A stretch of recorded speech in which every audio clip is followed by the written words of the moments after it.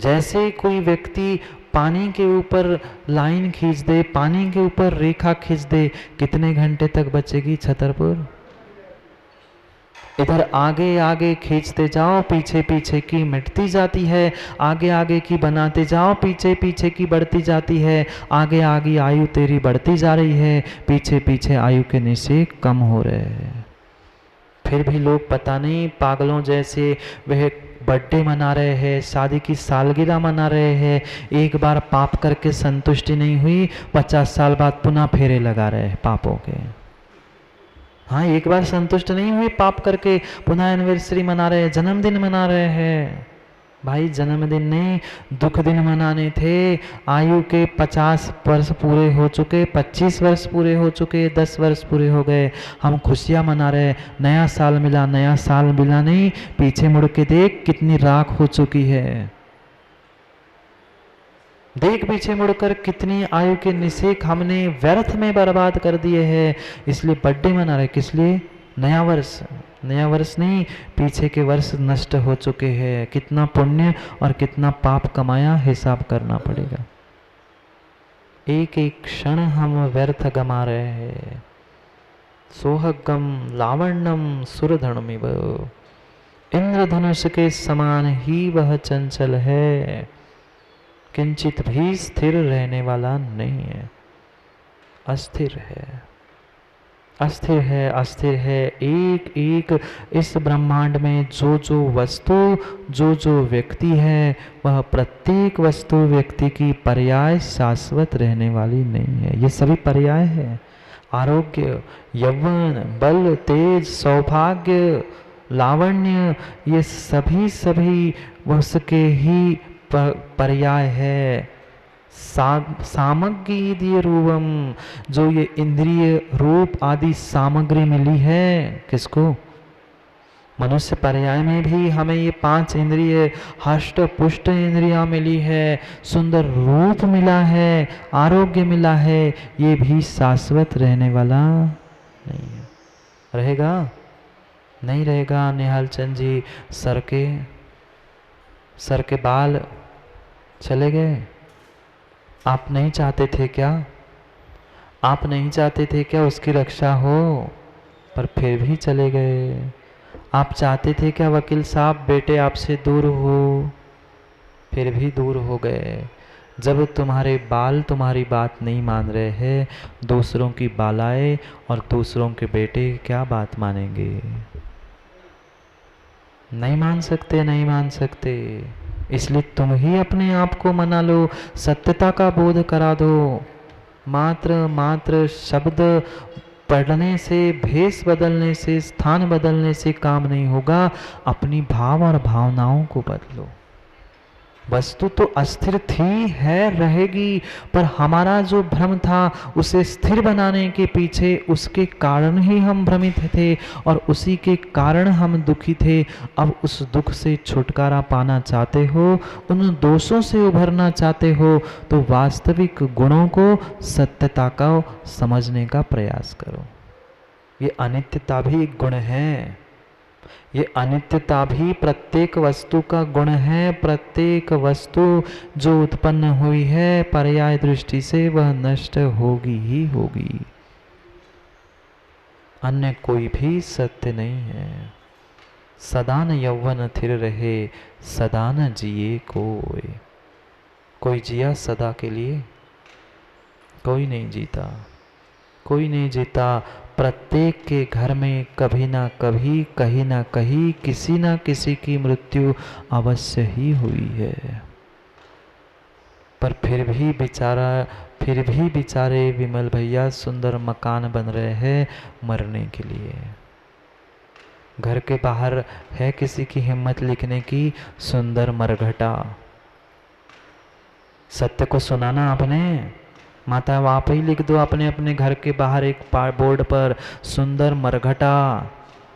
आजकल होने लग गए ना स्वच्छ नगर, और स्वच्छ वे भी सुंदर सुंदर बगीचे में बनाने लग गए मरघटे जलाने के। मुक्ति धाम, सुंदर नाम लिख दिया मुक्ति धाम।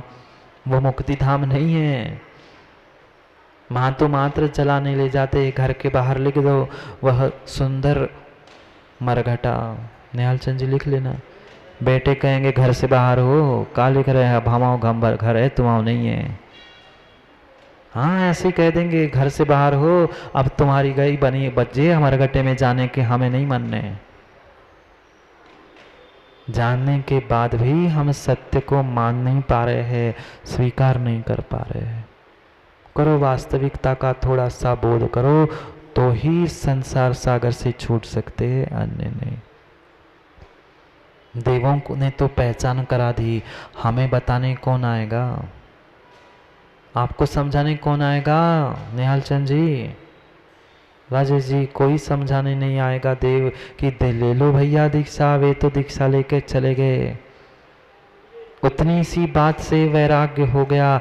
हम तो कितनी बार अपने सफ़ेद बाल देख लेते हैं, कितनी बार वे इंद्रधनुष देख लेते हैं, कितनी बार हम टूटते बादल बिखरते बादल दिखते, पर फिर भी वैराग्य नहीं हुआ।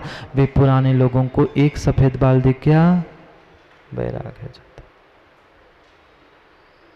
जाओ घर दुकान के मरघटा, अब अपना अपना निर्णय कर लेना।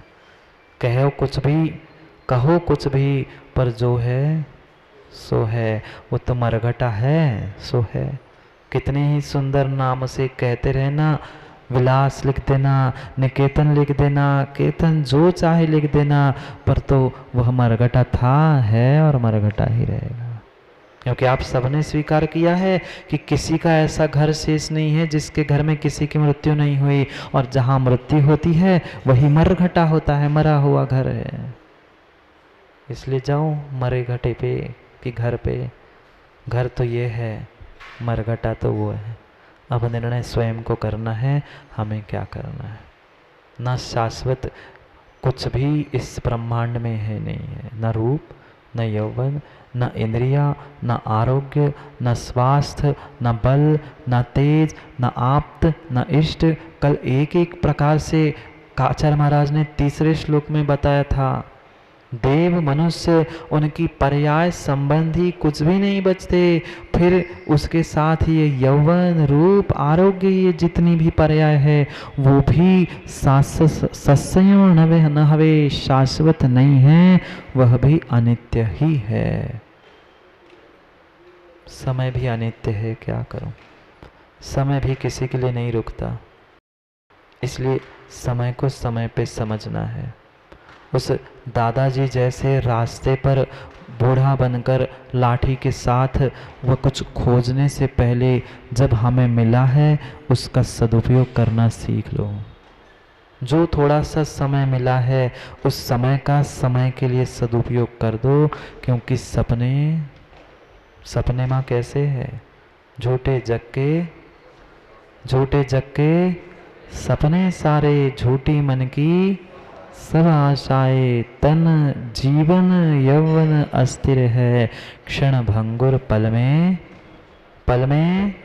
बोलो ना, पल में मुरझाए। कब कौन की किसकी आयु मुरझा जाए। आज के तो इस 2020 में तो किसी का कोई भरोसा ही नहीं।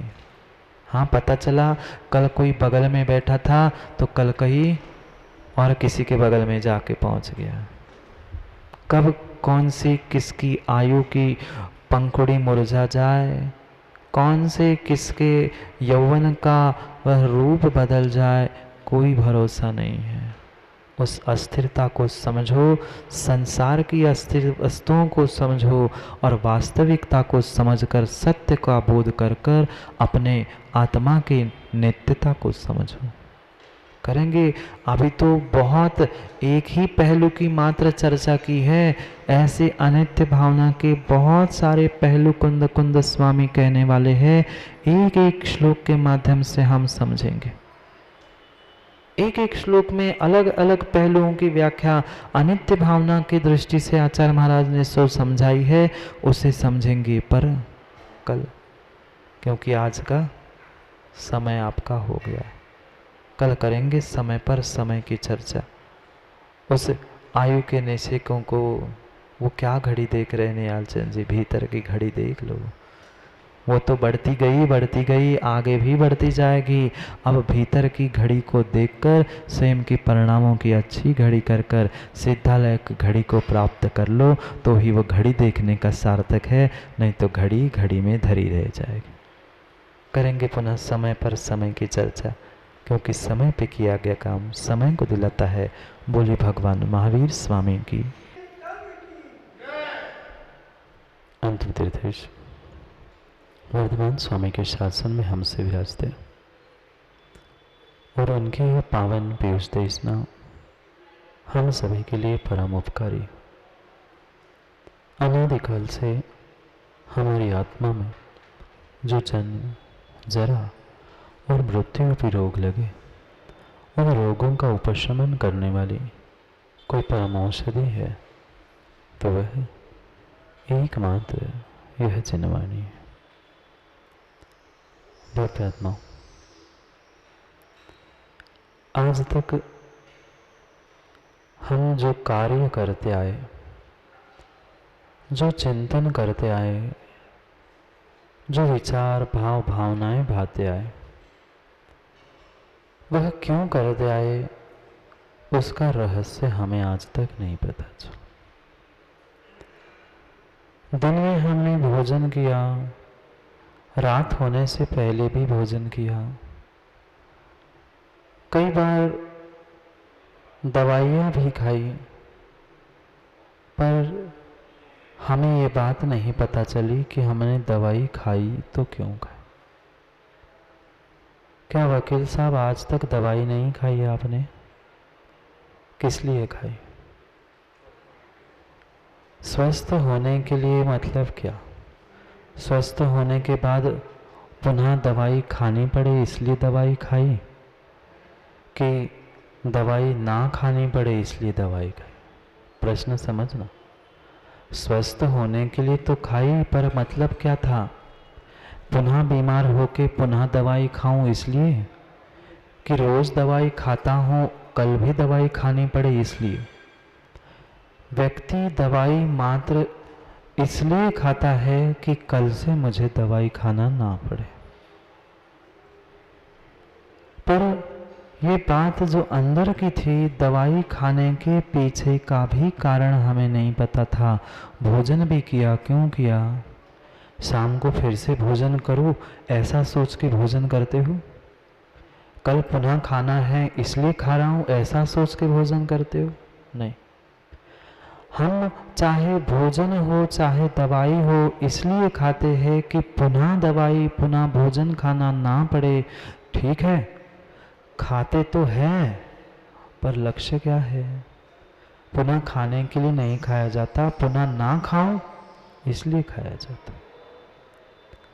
हमें भी वही बात समझनी है। ये तो बहिरंग विषय की, बहिरंग जगत की प्रत्येक बात व्यक्ति जानता है, पर हम अंतरंग जगत में भी इन भाव भावनाओं को समझ रहे हैं, अभ्यंतर जगत में विहार कर रहे हैं। लक्ष्य क्या है? उद्देश्य क्या है? क्यों हम अपने भीतर की भाव भावनाओं को और क्यों उस अभ्यंतर जगत को समझने का प्रयास कर रहे थे? कि बाहर की अब कोई भी वस्तु, कोई भी कार्य किसी को भी करना ना पड़े, इसलिए मैं हम विहार कर रहे थे।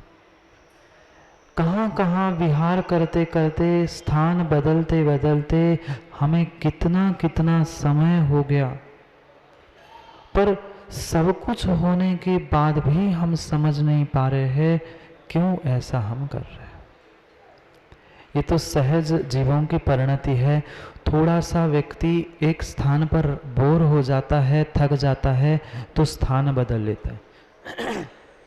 घर में भी एक कमरे में लंबे समय तक बैठ के जब व्यक्ति बोर होता है, थकान लगती है, एक ही सीरियल, एक ही टीवी, एक ही काम करते करते थकता है, तो स्थान बदलता है, वह टीवी का चैनल बदल लेता है, सब कुछ बदल लेता है।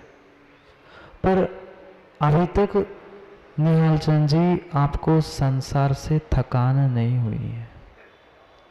नहीं हुई।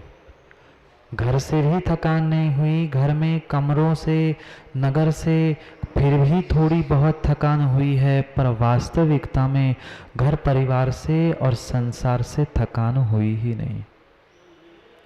स्थान बदला, कुछ समय की थकान शरीर की मिट गई, पर संसार की और वास्तविकता में भीतर की थकान अगर मिटानी है तो हमें अपने उपयोग को बदलना होगा, हमें अपनी भाव भावनाओं को बदलना होगा। जब तक हम अपना उपयोग भाव भावनाएं नहीं बदलेंगे तब तक संसार की थकान मिटने वाली नहीं है। नहीं आई समझ में संसार की थकान?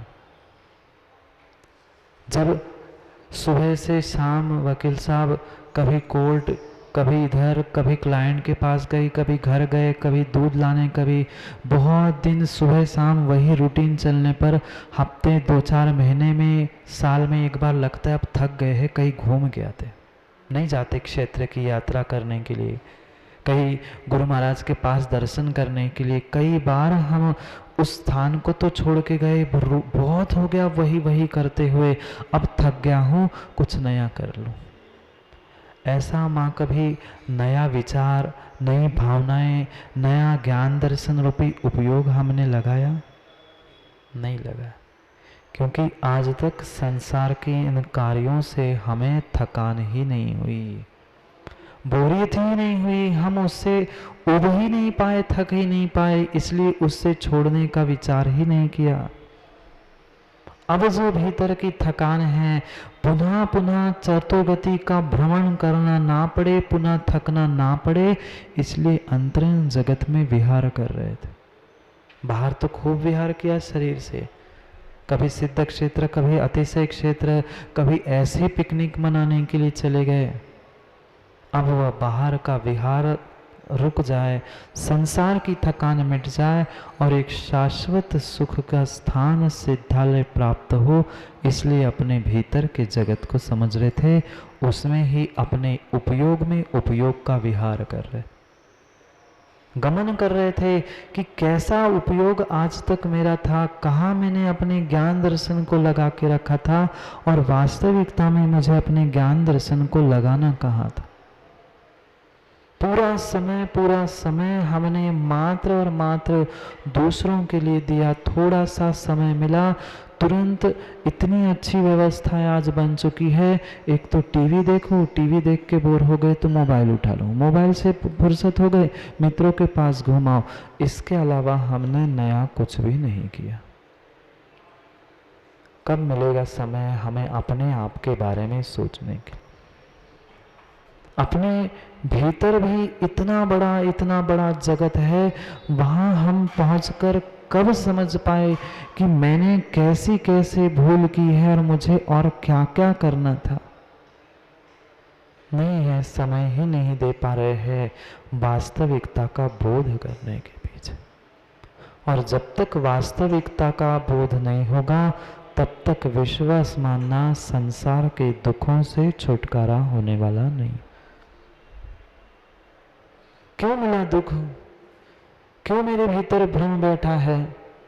दुख का सबसे बड़ा कारण है कि हम जो तात्कालिक है प्रतीक, उसे त्रैकालिक बनाना चाहते। जो नष्ट होने वाली वस्तु है, उस नष्ट होने वाली वस्तु को, नष्ट होने वाले संबंधों को, संयोग को हम स्थायी और स्थिर बनाना चाहते हैं।